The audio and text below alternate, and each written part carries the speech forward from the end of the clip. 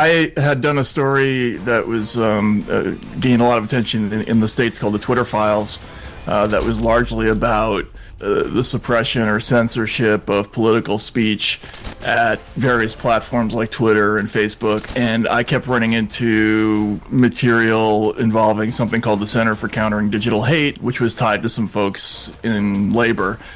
Because of that reporting, Paul Holden, who had been doing research for quite some time, he's sort of British and South African. He ended up writing a book about Morgan McSweeney called Fraud and Labor Together. And he came to me with a lot of material that included unpublished emails and some other things that suggested financial corruption and some other things. And we published that. And as a result of that coverage, this dovetailed with another report that had come out in the Sunday Times. We were all kind of lumped together by Labor Together, and they hired this company to look at us. The hidden contracts behind political smears. Matt Taibbi. In a world where truth is more dangerous than fiction, powerful political operatives are now weaponizing smear campaigns to destroy the lives of journalists daring to expose corruption. Labor Together, a political think tank linked to the UK Labour Party, hired the PR firm APCO to conduct a covert operation aimed at ruining the reputations of investigative reporters. This is far beyond politics. It's an all-out assault on the free press, a deliberate move to suppress accountability and control the narrative at any cost. You can imagine people like, Gabriel Pogrund and myself and Paul Holden. None of us, at least I'm not, a colleague of most of those folks, but we were all lumped together as essentially useful idiots for Russia in this report. And the language, as I understand it, is more extreme than just saying that we used materials from a Russian hack. PCO's role in this campaign was more than just a PR effort. It was a strategic attack on the very essence of journalistic integrity. The PR firm was hired to go beyond traditional media manipulation, engaging in human intelligence to infiltrate personal and professional spaces of journalists, including their friends, sources, and networks. Their mission was clear: discredit those involved and shatter their credibility by any means necessary. From financial investigations to stakeholder outreach, every tactic was aimed at undermining the trust that the journalists had spent years building. Think about what that really means. When you strip a journalist of their credibility, you don't just hurt that one person. You send a message to every journalist watching. You make the entire profession flinch. And that is not a side effect of this kind of operation. That is the point. It's outrageous. I mean, the one thing that makes it quasi-acceptable is that it was at least initiated before Keir Starmer came to power. The problem is that this report was apparently circulated among members of the cabinet afterward, and nobody said anything about it. Nobody objected.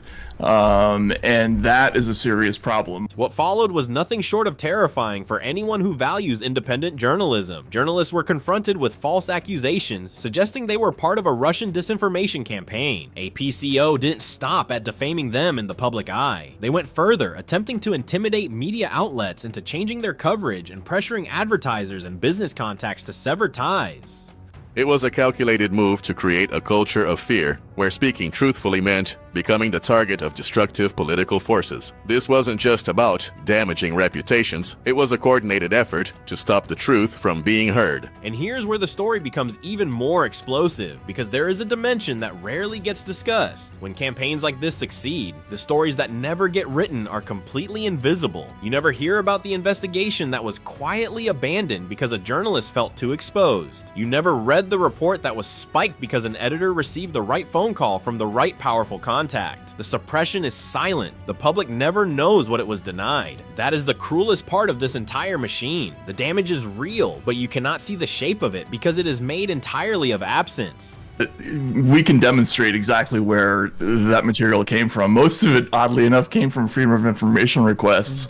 But the important part is that the reason you're hearing that is because we now know, looking at the materials that were involved in the commissioning of this contract, that one of the tasks that APCO had was to come up with an agreed upon narrative for countering the reporting of all these disparate journalists. The smear campaign reached its most dangerous level when the accusations took a wild and deliberate turn. Journalists were falsely linked to Russian influence. This wasn't a passing rumor or an offhand suggestion. A PCO's report explicitly claimed that journalists including Matt Taibbi, Gabriel Pogrund, and Paul Holden were working as useful idiots for Russia. A narrative that was both completely baseless and utterly absurd. These are not obscure bloggers or fringe commentators. These are decorated, serious, credentialed investigative journalists with decades of difficult and dangerous work behind them. Taibbi alone has one of the most respected careers in American investigative journalism. Pogrund and Holden are pillars of British accountability reporting, and they chose to label them Russian assets. Internal Labour Party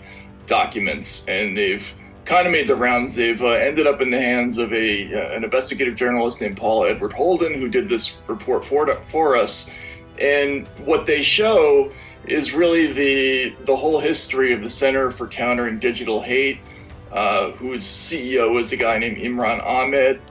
And what's crucial, I think the key point that comes out in these early releases is that this group, its origins come from a faction of the Labour Party, and it was dreamed up while Ahmed was working for the Labour Party. So this idea that it's an independent operation, it really doesn't hold water. It's a Labour Party operation. The strategy was clear. By fabricating these dangerous associations, they could paint credible investigative reporting as foreign interference and dismiss legitimate work as part of an international plot. This is a strategy with a name. It is called poisoning the well. And it works because once you plant the idea that a journalist is carrying water for a foreign adversary, it doesn't matter how solid their reporting is. The seed of doubt is already growing. Every story they publish gets filtered through that suspicion. Their sources dry up. Editors grow nervous, advertisers pull out, and the journalist is left standing in a field of scorched earth wondering what happened to everything they built. This wasn't about the truth. It was about destroying public trust in the very idea of independent journalism, and it was an assault on the principles of free speech and the integrity of the press itself.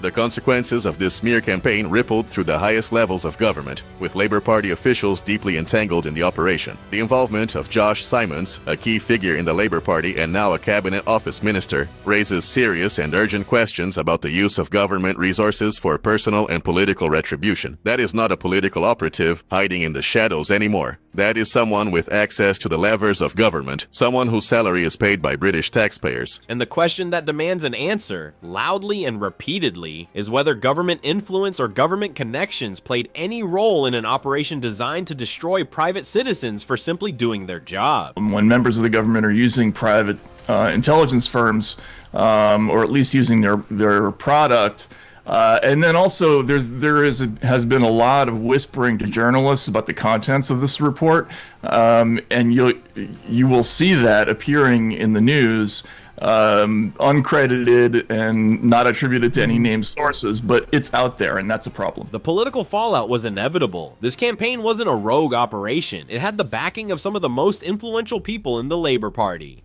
Keir Starmer's leadership is now under increasing scrutiny, with critics pointing out that his rise to power was directly intertwined with the very organization behind the smear. If Labour figures knew about this operation, if they sanctioned it, if they benefited from it, then what we are looking at is not a rogue PR campaign gone wrong. What we are looking at is the deliberate use of political infrastructure to silence accountability journalism. A government that shields its own through smear campaigns against journalists is a government that undermines democracy itself. And we need to zoom out even further, because what is happening here is not just a British story or an American story. This is a global story about what political power is increasingly willing to do to control the narrative. We thought, when we first looked at this at the Twitter files, that the CCDH was just an independent group. What these documents are going to end up showing, and we only showed the first part of them in this report, is that this began as a Labour Party operation, particularly one faction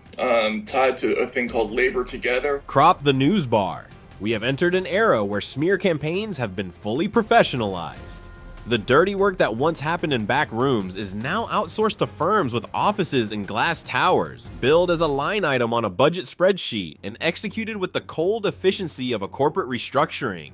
This is disinformation as a service. Reputation destruction on demand, and the market for it is growing because most of the time, nobody is held accountable. The journalist gets destroyed, the powerful move on, and the next journalist watching from the sidelines learns exactly the lesson they were supposed to learn. Stay quiet, don't dig too deep, don't make the wrong enemies. This isn't just about one isolated smear, it's a frightening glimpse into the future of political warfare. What we're witnessing is the rise of professionalized smear campaigns, where intelligence tactics and media manipulation are outsourced to PR firms who specialize in destroying reputations. This is the systematization of disinformation, a deliberate effort to control the narrative, destroy dissent, and silence anyone who dares challenge the powerful. By weaponizing the press, spreading baseless lies, and deploying intimidation tactics, political groups are eroding the very foundation of democracy. And when smear campaigns become the norm, truth is the first casualty, and freedom of speech is the next. This is a wake-up call to every journalist, editor, and truth seeker. The days of reporting without fear are quickly fading. If powerful political forces can get away with hiring PR firms to destroy the lives of journalists simply for exposing corruption, what is to stop this from becoming the new standard? The message being sent is loud and clear. Challenge the system, and you will face the wrath of a machine designed to crush you. As these political operatives grow bolder, the freedom of the press will be pushed further to the brink.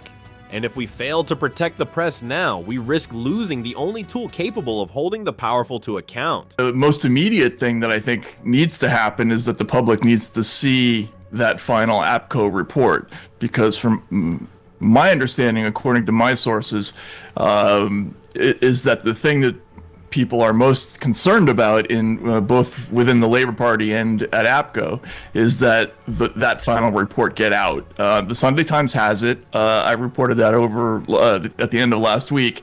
They did a story about it on Saturday, but they have not released the contents of that report. The most maddening part of this entire story is that the public still hasn't seen the full APCO report. The Sunday Times reportedly holds it and has yet to release it. Matt Taibbi, Gabriel Pogrund, and Paul Holden have all demanded full transparency to understand the true scale and intent behind this smear campaign. Without the release of that report, no one can fully grasp how far political operatives are willing to go to destroy reputations and bury the truth. Secrecy is the oxygen that keeps this kind of operation alive. The longer that report stays buried, the more these operatives can deny, minimize, and deflect. Every day it remains hidden is another day the people responsible escape accountability. The fact that powerful interests still appear to be working to suppress it only fuels the suspicion that there is far more being hidden. It's not just about journalists Badzia's reputations, it's about the integrity of the press, the freedom of the media, and the right of the public to know the truth. The APCO report must be released in full. The people who commissioned this campaign must be identified and forced to answer for it. Labor Together must explain exactly what they paid for and who authorized it. Josh Simons must answer questions about his role, and the Sunday Times must decide whether its obligation to the public outweighs the comfort of sitting on a document that powerful people would prefer stayed hidden forever. All the other journalists who were roped in need to see how they were described and need to see what was passed on to the National Cybersecurity Center. The battle over press freedom is far from over, but the stakes have never been higher. If Labor Together, with the help of APCO, can succeed in destroying the reputations of journalists merely for doing their jobs, the same tactics can and will be used on anyone who dares question the status quo. This is not just an attack on journalists, it is an attack on democracy itself. We must demand accountability from those who orchestrated these smear campaigns and ensure that this dangerous precedent never becomes the norm. The free press must remain the backbone of our democracy, holding power accountable and exposing the truth no matter how uncomfortable it makes those in charge. The truth does not protect itself. Someone has to fight for it. And if we don't fight for transparency, press freedom, and the truth right now, we risk losing them for good. This isn't just about defending journalists. This is about defending the very principles of democracy. If you believe in protecting truth, transparency, and press freedom, hit that like button, share this, and don't forget to subscribe.